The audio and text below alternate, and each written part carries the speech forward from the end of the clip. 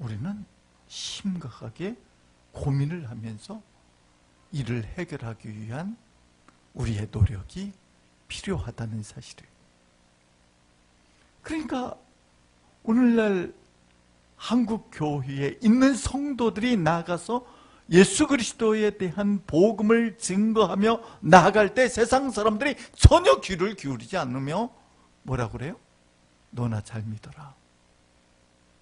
이렇게 이야기하는 시대가 되어진 걸 생각하면은 우리가 뭔가 잘못된 거 아닌가 생각을 해야 된다는 사실입니다.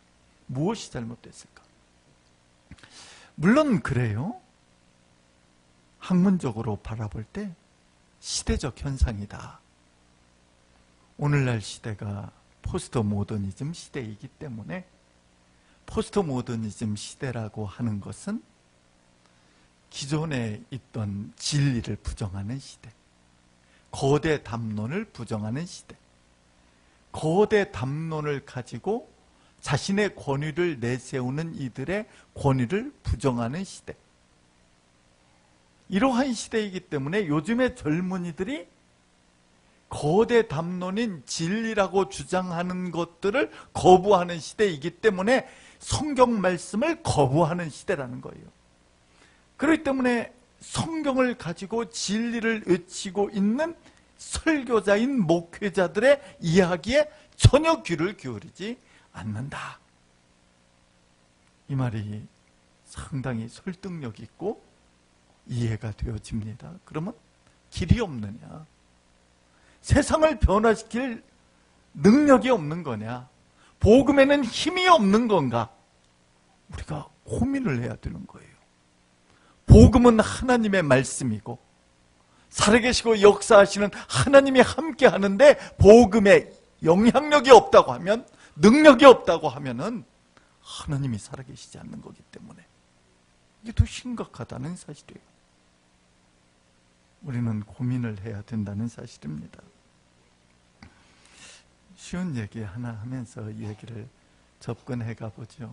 여러분들 이제 프로야구가 시범 경기에 돌입해 있지 않습니까?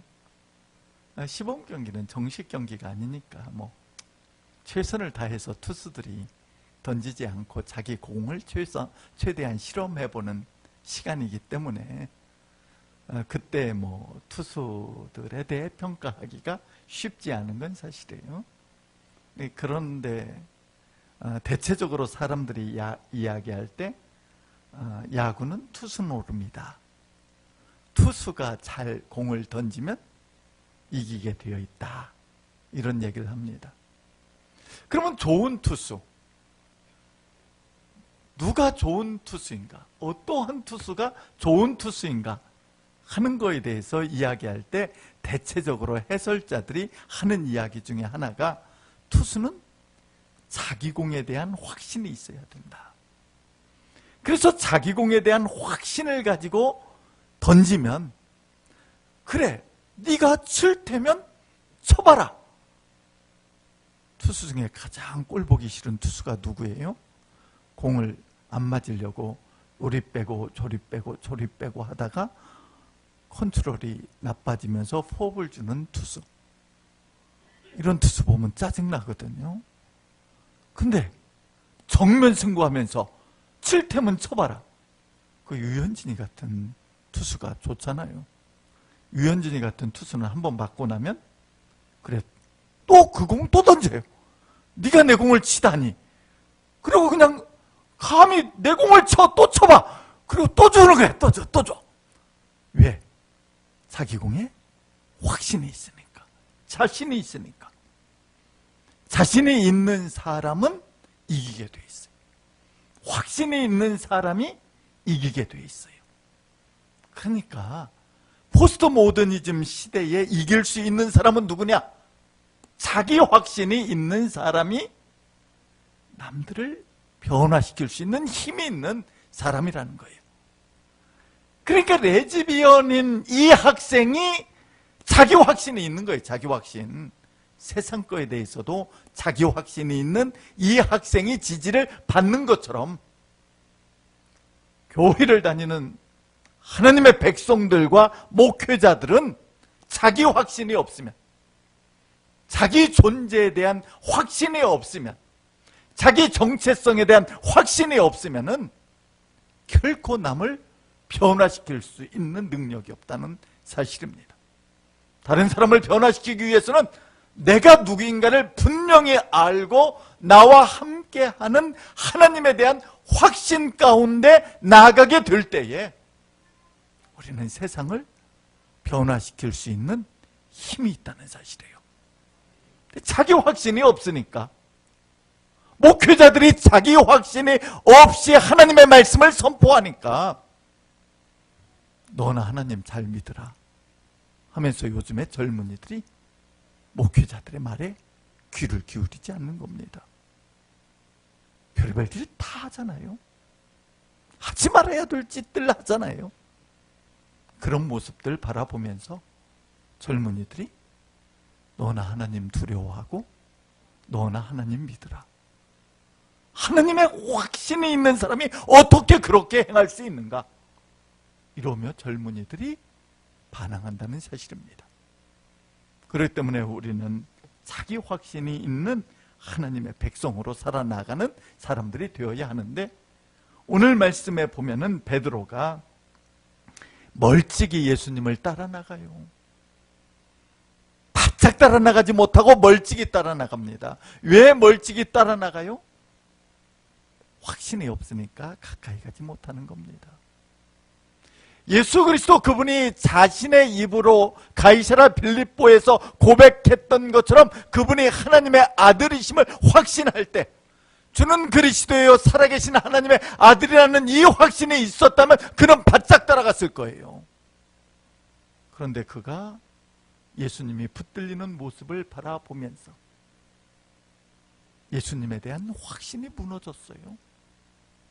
하나님의 아들이 이처럼 무기력하게 대제사장들에게 붙들려 끌려가는 그 모습을 바라보며, 또 신문 받으시는 그 모습을 바라보면서 확신에 서지 못하고 멀찍이 쫓아가는 겁니다. 쫓아가긴 쫓아가야 돼요. 왜? 안 쫓아갔다가 예수님이 그동안 행하신 기적을 봤거든요. 베드로가 예수님께서 5,000명을 먹이시는 기적을 그가 자기 손으로 나눠주며 보았거든요. 자기가 갈릴리 호수를 걸으면서 예수님의 능력을 보았거든요. 그가 예수님이 죽은 자를 일으켜 세우는 나사로의 사건을 경험했거든요. 그렇기 때문에 안 쫓아갔다가 잘못해서 예수님께서 하늘의 천군 천사를 불러내려서 대적들을 물리치고 그곳에서 풀려나와 일어서게 될 때에, 그때에 안 쫓아갔다가는 그동안 쫓았던 그 수고가 다 헛수고가 돼버리고 말 것이기 때문에 쫓긴 쫓아야 돼요. 쫓긴 쫓아. 그러나 바짝 쫓아니 위기에 닥칠까 두려운 거고, 그래서 멀찍이 따라가는 베드로의 모습, 이것이 오늘날 우리 신앙인들의 모습이 아닌가. 그렇기 때문에 세상 사람들이 확신 없는 우리의 모습을 바라보면서 너나 잘 믿어라, 너나 신앙생활 잘하라고, 너나 살아계신 하나님을 바로 믿으라고 우리를 조롱하는 모습이 아닌가, 우리가 생각해 보아야 한다는 겁니다. 확신 가운데 주님을 따라 나가는 사람이 되어야 하는데, 따라 나가게 되어지면은 베드로가 붙들려서 매를 맞을까봐, 손해가 생길까봐, 감옥에 갇힐까봐 두려운 거예요. 오늘날 주님을 향하여, 몸된 교회를 향하여 바짝 교회에 나와 섬기게 되어지면 손해가 생길까 두려워하는 사람들 많습니다. 교회가 무슨 일을 한다고 하면은 손해가 생길까 두려운 거예요. 두려워. 교회가 무슨 일을 위하여 헌신하겠다고 하면은 여기에 투자하는 걸 주저하고 두려워하는 거예요. 왜? 확신이 없으니까. 이런 확신 없는 신앙인이 오늘날 한국 교회에 너무 많기 때문에 너희들이 그러한 확신을 가지지 못하면서 어떻게 세상을 변화시키겠냐고 이야기하는 이 소리를 들을 수밖에 없는 오늘의 우리의 교회의 모습이라는 사실입니다. 그런데 우리 주님은 어떠하십니까? 우리 주님 바라보면 앞에 53절에 보면 그들이 예수를 끌고 대제사장에게로 가니 대제사장과 장로들과 서기관들이 다 모이더라. 이게 이제 공의회원들이 다 모이는 겁니다. 공의회원들이 다 모였다는 것은 그들이 힘이 다 집결되어 있음을 말하는 거예요. 그들이 권력, 그들의 능력, 그들의 힘, 권세, 권위를 가지고 지금 예수 그리스도를 죽이기로 작정하고 위협해 오는 거예요. 자신들이 동원할 수 있는 모든 것들을 다 동원해서 예수 그리스도를 죽이기로 작정하고 되어드는 모습. 그래서 55절에도 대제사장들과 온 공의가 예수를 죽이려고 그를 칠 증거를 찾되 얻지 못하니. 이미 예수 그리스도를 죽이기로 작정한 사람들이에요. 오늘날도 교회를 죽이기로 작정한 무리들이 많이 있어요. 여러분들 인터넷 포털 사이트들에 들어가서 보면은 교회에 무슨 일이 있게 되어지면은 거기에 달리는 댓글들 보면은 가관이 아닙니다. 정말 가슴이 무너지는 이러한 비난. 근데 가만히 그 비난하는 글들을 읽어보면은 교회를 죽이려고 작정하고 되어드는 무리들이 많이 있습니다. 그 중에 대표적인 게 신천지와 같은 이단자들이 조직적으로 댓글을 달아서 교회를 죽이기로 작정하니라 하고 되어드는 거예요. 그뿐만 아니라 가만히 보면 그 속에 천주교인들도 있더라고요. 교회를 죽이기로 작정하고 되어드는 천주교인들도 있어요. 보면은요. 그 중에 또 가만히 보면은 불교 신자들도 있어요. 그래서 이단자들과 다른 우상을 섬기는 종교들이 총연합해서 교회를 죽이기로 작정하니라 하고 오늘날 교회를 죽이기 위해서 되어드는 이러한 삶의 환경 속에 우리가 되어던져져 있기 때문에 우리는 이러한 삶의 환경 속에서 우리가 어떻게 할 것인가? 이 속에서도 우리는 복음을 들고 나가는 사람들, 우리가 유업이 있고 그들로 말미암아서 예수 그리스도를 죽이기로 작정한 무리가 그때나 지금이나 계속되어지는 것처럼 오늘날 계속되는 이러한 무리들에게 주저하지 않는 그런 하나님이 계심을 바라보며 확신 가운데 나가는 하나님의 백성들이 되어야 합니다. 그들이 예수 그리스도를 죽이려고 거짓 증거들, 일치하지 않는 거짓 증거들을 내세워서 예수님을 죽이려고 하는 거예요. 논리적으로 맞지 않는 이야기를 억지로 써가지고라도 막 죽이려고 그래요. 물론 그래요. 교회들이 잘못하는 게 많이 있어요. 목사님들이, 저는 죄송한 얘기지만 제가 교회 은퇴할 때쯤 되는 목사님들 만나서 대화 나눌 때 그런 얘기를 해요. 원로 목사가 되면 빨리들 죽어야 된다고. 원로 목사가 될 때쯤 되면 빨리 죽어야 되는 것 같아요. 제가 좀 험한 소리를 하는 것 같지만 한국 교회를 뒤집어 엎어 한국 교회를 슬프게 하는 사람들이 대부분 다 원로 목사들이에요. 원로 목사 됐으면 평신도로 내려앉아야지. 아직도 여전히 교회에 영향력을 행사하면서 교회의 문제를 일으키고 있는 그들을 바라보면 주께서 빨리 데려가야만이 문제가 해결될 것 같아요. 제가 너무너무 험한 소리 하는 것 같지만 정말 오늘날 교회를 바라보면 너무 가슴 아프잖아요. 막 무너지잖아요. 교회가 잘못하는 게, 빌미를 제공하는 게 많이 있어요.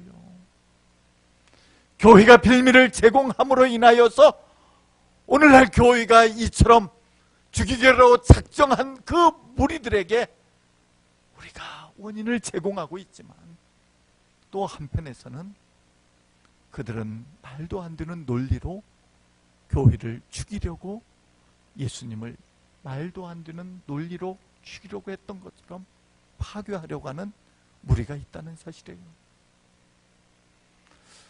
어찌 보면 지금 교회를 죽이려고 하는 이 무리들은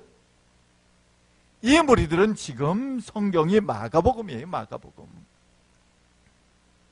여러분들, 마가복음이 기록된 게 마가가 로마에 있는 교회의 성도들에게 편지를 하는 겁니다. 로마에 있는 성도들, 당시에 로마에 있는 성도들은 여러분들 잘 아시다시피 AD 49년을 기해서 유대교와 기독교가 확연히 드러나기 시작하는 겁니다. 그 전에는 기독교가 유대교의 하나로 봤기 때문에 로마의 보호를 받았어요. 그런데 이제 49년을 기하면서 유대교와 기독교가 확연히 차이점을 드러내면서 로마 정부의 보호 아래서 벗어나는 교회가 되어버리고 말았어요. 더욱이 64년도에 로마에 대화재가 일어남으로 인하여 네로 황제가 이 화재의 원인, 책임자를 누구에게인가 돌리기 위하여 기독교인들이 불만 세력으로 그들이 로마에 화재를 내었다고, 기독교인들을 희생양으로 해서 대대적인 기독교인들을 핍박하는 일이 벌어지게 되었던 겁니다. 그러니까 지금 어찌 보면 고난 중에 있는 성도들이에요. 고난 중에, 환난 중에, 어려운 시련 중에 있는 이러한 성도들이 지금 자신들이 예수 그리스도를 주로 믿는다고 고백하게 되어지면 그들은 죽을 수 있는 위치에 놓여 있는 거예요. 그렇기 때문에 예수 그리스도를 멀찍이 따라갈 수밖에 없는 베드로와 같은 삶의 환경 속에 놓여 있었던 그들이에요. 멀찍이 따라갈 수밖에 없었어요. 멀찍이 따라갈 수밖에 없는 이러한 환경 속에 있는 로마에 있는 성도들에게 지금 마가가 이 마가복음을 쓰면서 그들에게 이야기를 하는 겁니다. 베드로와 같이 멀찍이 따라갈 수밖에 없는 위치에 놓여 있는 너희들을 죽이고자 하는 로마 정부의 핍박과 환난이 너희에게 닥치고 있을지라도 너희는 예수 그리스도가 이러한 삶의 위기 가운데서도 오늘 말씀에 보면 뭐라고 그래요? 61절에 보면 침묵하고 대답하지 아니하거늘 대제사장이 다시 물어 이르되 네가 찬송받을 이의 아들 그리스도냐? 찬송받을 이의 아들 그리스도냐? 네가 하나님의 아들이냐? 네가 메시아냐? 하는 질문을 던진 겁니다.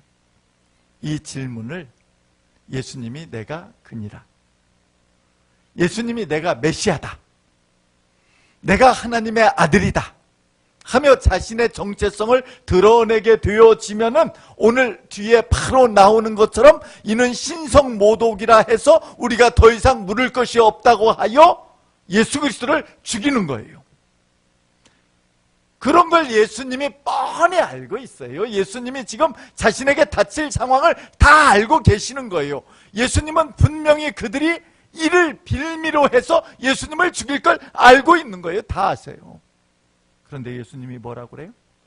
내가 그니라, 내가 그다 하고 밝히고 있는 거예요. 내가 그니라. 예수님은 환난을 당할 것을, 예수님은 핍박을 당할 것을, 예수님이 채찍에 맞을 것을, 예수님이 십자가에 달려 돌아가시게 될 것을 예수님은 아시면서도 그 길을 걸어가시는 거예요. 왜 그 길을 걸어가요? 오늘 말씀에 보면은 62절에 예수께서 이르시되 내가 그니라, 인자가 권능자의 우편에 앉은 것과 하늘의 구름에 타고 오는 것을 너희가 보리라. 뭐예요? 예수 그리스도. 그분은 그 후에 있을, 십자가 지고 그 후에 있을 영광스러운 모습을 보고 계시는 겁니다. 예수님께서 고난당하시고 핍박당하시고 십자가에 달려 돌아가시지만 그것으로 끝을 내는 것이 아니라 그 후에 하나님의 손에 들려 영광스러운 자리에 앉게 되어질 주님, 그 주님이 그것을 바라보시고 계시기 때문에 영광스럽게 될 그 자리를 향하여 고난의 자리를 기꺼이, 십자가의 길을 기꺼이 걸어가며 내가 그니라 하며 나아가시는 우리 주님을 볼 수가 있습니다. 이 말씀은 곧 로마에 있는 성도들에게 이야기하는 거예요. 로마 정부가 너희들을 위협해 오고 로마의 칼끝이 너희들을 향하여 너희의 심장을 찌르려고 지금 위협해 오고 있을지라도 너희는 지금 예수님이 내가 그니라, 내가 메시아라고 말씀한 것처럼 내가 그리스도인이라고 자기의 정체성을 드러낼 수 있는 자들이 되어야 한다고 말씀하시고 계시는 겁니다. 죽음을 두려워하지 않는 사람, 예수 그리스도께서 내가 그니라 한 것처럼 지금 로마에 있는 성도들에게 내가 그리스도인이다 하고 나가길 원하시는 하나님. 왜? 그들을 위해서 멋진 자리를 예비해 두시고 계시기 때문에, 하나님이 그들을 존귀하게 세울 것이기 때문에, 그러한 확신 있는 성도가 되어야만이 로마 제국을 무너뜨리고 기독교 국가로 만들 수 있기 때문에 이런 확신을 갖는 성도들이 되라고 권면하고 계신다는 사실입니다. 이것은 오늘날 우리에게 하시는 말씀이에요. 우리의 대적들이 위협해 옵니다. 오늘 말씀, 예수 그리스도께서 내가 그니라 하심으로 인하여 침뱉음을 당하시고 주먹으로 맞으시고 채찍에 맞으시고 조롱을 당하시고 비웃음을 당하고 십자가를 지십니다. 오늘날 마찬가지예요. 성도들이 내가 그니라, 내가 그리스도인입니다, 내가 하나님의 사람입니다 하며 나아가게 되어질 때 이로 말미암아 비웃음도 있을 수 있어요. 조롱도 있을 수 있습니다. 침뱉음을 당하는 일들이 벌어질 수 있어요. 그럴지라도 우리는 예수 그리스도가 메시아이심을 드러내며 내가 하나님의 백성임을 드러내는 내 정체성을 분명하게 나타내는 성도가 되어질 때 하나님이 나를 세우시는, 나를 존귀하게 만드시는 역사가 나타나게 되어 있습니다.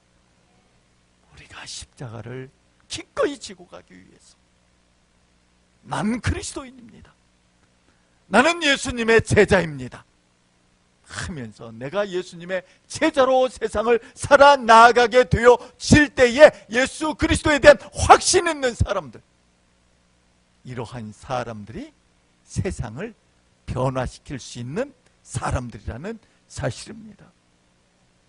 우리가 주변을 변화시킬 수 있는 능력의 사람이 되기 위해서는 포스트 모더니즘 시대에 도저히 인간적 이성으로 그들을 꿰뚫을 수 없는 이러한 환경 속에서 그들을 꿰뚫고 그들을 변화시킬 수 있는 능력은 오직 내가 확신 가운데 나아가게 될 때 변화를 꾀할 수 있는 사람들이 될 수가 있습니다.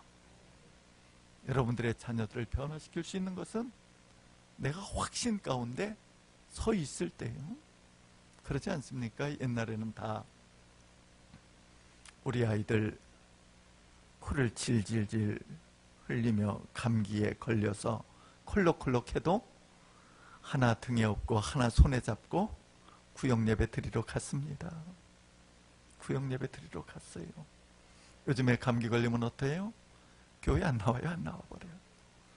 그때는 손잡고 나갔어요. 아이들, 그 아이들이 다 우리 엄마 아빠가 하나님에 대한 확신을 가지고 믿음으로 나아가는 모습을 보았기 때문에 우리가 믿음으로 살 수 있는 하나님의 자녀가 될 수가 있었어요. 그런데 지금은 확신을 다 잃어버리고 우리가 애가 감기균만 있으면 야, 이번 주 쉬어. 야, 이번 주 시험 있는데 어디 가? 학원 갔다 와야지. 이러한 부모 밑에서 아이들이 변화가 될 수가 없다는 사실입니다. 내가 신앙의 확신을 가지고 내가 손해를 보는 일이 있을지라도, 내가 억울한 일을 당한다 할지라도, 내가 예수 그리스도 안에서 믿음의 확신을 가질 때 하나님이 나를 세우시고 하나님이 나를 존귀하게 만드시고 내 자녀를 붙들어 하나님이 세우시는 은혜가 임하게 되어 있습니다. 우리는 하나님을 봐야 돼요. 그래서 제가 최근에 이제 선거 때가 다 되어가니까, 금천구는 뭐 국회의원 누가 하실지 모르겠어요. 오다 보니까 웃으면서 제가 누구하고 통화하면서 강성만이라고 하는 분이 나왔더라고. 강성만. 이렇게 저기 길에 써붙어 있더라고. 강성만. 저런 사람들은 국회의원 되면 안 되겠네 그랬어요. 그러면 저 사람은 국회 가면 강성이 돼가지고 어째 강성만이야. 강성만. 좀 부드러운 사람들이 국회의원이 돼야지. 저 강성만이야. 죄송합니다. 또 그분 지지하는 분이 있어가지고 또 그럴 뿐이에요. 그냥 그런 얘기 그냥 하는 거예요. 근데 국회의원들 제가 명단을 보면서 신앙 분포들을 봤어요. 기독교인들이 50%에 가까워요. 50%. 천주교 빼고 40%가 넘어가요. 18대, 19대 계속 그랬어요. 계속. 이번에 20대 국회거든요. 선거하거든요. 우리 기독교인들이 20% 수준에 불과함에도 불구하고 기독교인 정치 지도자, 사회 지도자들은 40%에 육박해요. 왜?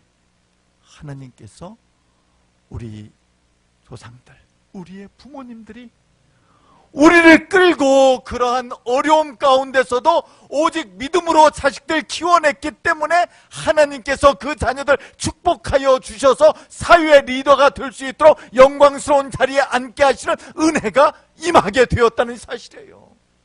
그렇기 때문에 우리가 믿음으로 살며 내 정체성을 분명하게 드러내며 사는 하나님의 백성들이 되어야지, 정체성을 드러내지 못하는 사람들이 되면 하나님이 기뻐하지 않게 되어 있습니다. 이 교회에 젊으신 분들이 많은 것 같아서 좋은 것 같아요. 여러분들 계산하지 말고 사시기 바랍니다. 교회 다닐 땐 절대 교회에서 계산기 두들기면 안 돼요.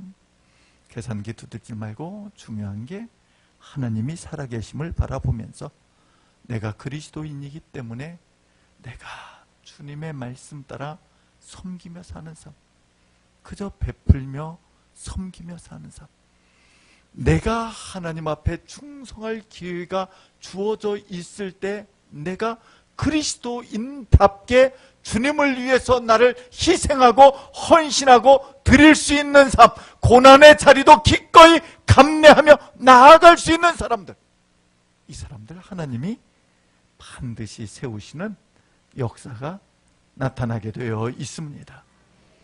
모쪼록 여러분들 교회와 함께 연합해서 더욱이 요셉 선교회 위원 여러분들 주님을 위해서 내 크리스찬의 정체성을 바로 드러내 그리스도인답게 사시는, 주님이 원하는 그 길, 내가 제자로 사는 그 길, 주님을 위해서 내가 기꺼이 나를 희생하며 나아갈 수 있는, 고난의 자리도 기꺼이 갈 수 있는, 우리 주님 내가 그니라 한 것처럼 내가 그리스도인으로 살아나가는 여러분들 되셔서 여러분들 때문에 시온산교회가 행복해지고 여러분들을 주님께서 세우시는 놀라운 은혜가 임하여서 여러분들이 사회의 각 영역 분야에서 뛰어난 인물로 하나님이 세우시는 은혜가 임하는 복을 누리시는 귀한 하나님의 백성들 되시길 간절히 축원합니다. 기도하겠습니다.